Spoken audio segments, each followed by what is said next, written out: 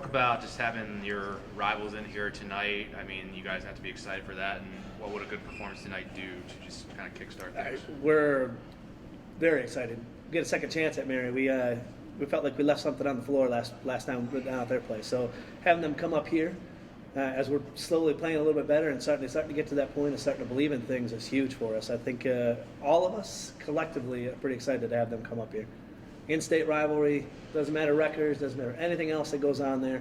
They're only a couple games ahead of us. It's a great test for us to go and just test our competitiveness against that in-state team.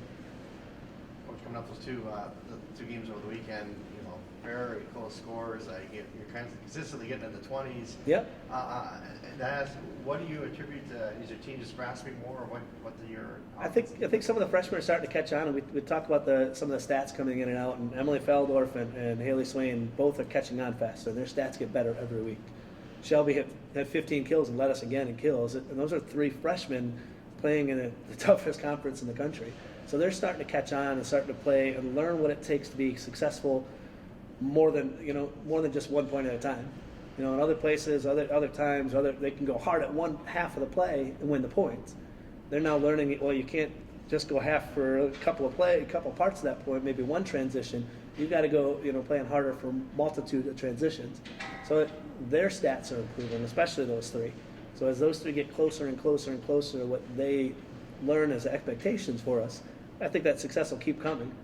We were successful this weekend. In theory, I know we lost against Bemidji, but for the first time since we're playing a league opponent, we outstatted them. We had more kills than they did, we had more service aces than they did, we had more blocks than they did, and we had more digs than they did.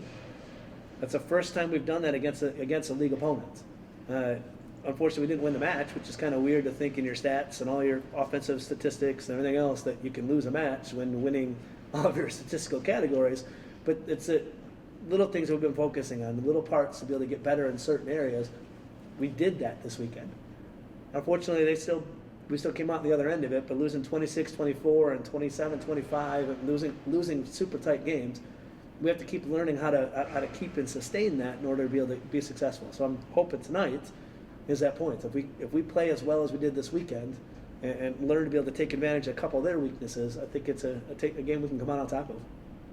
Does having some Tuesday reps in game film help at all for more preparation heading into the weekend? Does it? Just to have some actual volleyball during the week, does that help you just get even more prepared? I think so. I think in some ways it can. In some ways it can actually hurt. But knowing that it's Mary coming up here, I think it definitely helps. It helps us keep us sharp. You can get into the middle of the week and playing from one weekend to the next weekend and not be super sharp in the middle of the week.